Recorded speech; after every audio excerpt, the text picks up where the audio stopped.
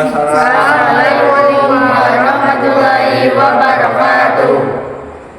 Kami di sini dari kelompok 1 yang beranggotakan saya Desi Lampur Saputra. Saya Abdul Fitriani. Saya Siva Rahman Fadlik. Saya Bismita Hidayatullah. Saya Ria Pemuji. Saya Asi Susanti. Di sini kami akan membuat video tentang pembuatan pupuk kompos. Simak terus videonya.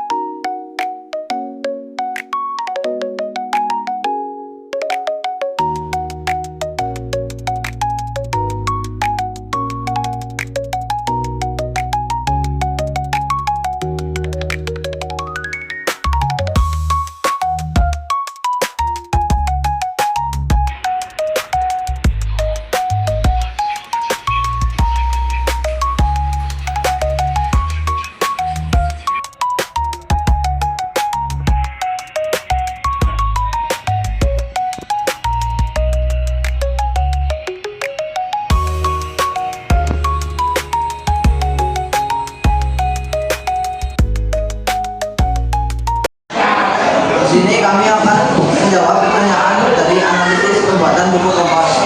Soal pertama adalah 1. Mengapa bagian bawah galon harus diberi kerang dan dipisahkan dengan saringan pupuk berlubang? Karena bawah mudah mengambil air, mengambil habis sampai beras. Saringan pupuk berlubang menahan kotoran, mencegah keran tersumbat, air tetap bersih. soal kedua, fungsi tambah dari dalam proses pengomposan. 1. Sebagai sumber karbon. 2. Menyeimbangkan kadar air. 3. Membantu sirkulasi udara. 4. Menghasilkan humus. Soal nomor 3. Kompos Anda berbau busuk.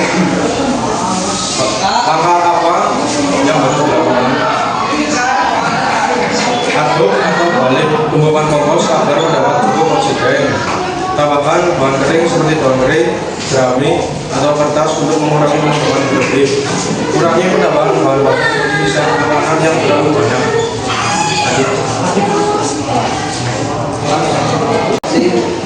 Selanjutnya kami akan membacakan soal refleksi tentang pembuatan pupuk kompos. Soal pertama, setelah mempraktikkan pembuatan kompos, manfaat apa yang paling membuatmu terkesan? Dan apakah kamu berencana untuk terus memproduksinya secara mandiri di rumah? Ya, saya akan membuat mandiri di rumah. Pengalaman yang paling terkesan dalam pembuatan pupuk kompos adalah sampah organik yang biasanya dibuang dapat diolah menjadi pupuk yang bermanfaat untuk menyuburkan tanaman.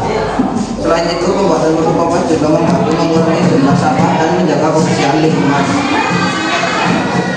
Nomor 2. Dalam keseharianmu, perubahan nyata apa yang sudah kamu lakukan dalam memilah dan mengolah sampah organik agar tidak banyak berakhir begitu saja di tempat sampah? Dalam kehidupan sehari-hari saya sudah bisa memilah sampah dengan baik dan benar, dan saya bisa membedakan itu sampah organik, dan lain-lainnya. Yang ketiga, setelah mempelajari pengolahan sampah organik, bagaimana caramu membedakan sampah yang masih bisa didaur ulang, recycle, dengan sampah yang harus dikurangi penggunaannya, reduce berlaku untuk barang sekali pakai yang sulit didaur ulang untuk membutuhkan waktu yang sangat lama untuk terurai. Recycle berlaku untuk barang yang sudah tidak terpakai namun materialnya masih bisa dinilai dan dapat diproses kembali menjadi produk baru. Keempat, menurutmu apa hal terpenting yang menentukan keberhasilan dalam produksi pupuk kompos, dan bagaimana perasaanmu saat melihat sampah dapur berubah menjadi sesuatu yang menyuburkan tanaman? Hal terpenting yang menentukan keberhasilan produksi pupuk kompos adalah keseimbangan tingkat kelembapan dan rasio bahan baku perbandingan antara sampah hijau dan sampah coklat. Melihat sampah dapur yang tadinya terbuang kini bertransformasi menjadi pupuk organik yang hitam, gembur, dan kaya nutrisi adalah sebuah pengalaman yang luar biasa. Proses ini memunculkan rasa takjub dan kepuasan tersendiri karena kita bisa melihat siklus kehidupan pekerja secara langsung.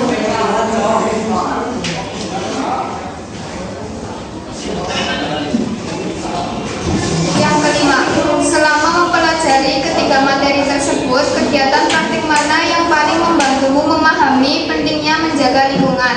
Menurut saya, kegiatan praktik yang lebih dapat dipahami untuk pentingnya menjaga lingkungan adalah praktik pembuatan kompos. Karena hal ini berawal dari sampah organik yang terlihat tidak berguna atau jika dibiarkan dapat membusuk sia-sia, dapat dimanfaatkan sebagai pupuk yang berguna bagi tanaman dan lingkungan sekitar. Selain berguna bagi tanaman, dari pembuatan pupuk kompos organik ini juga dapat mengurangi limbah sampah organik.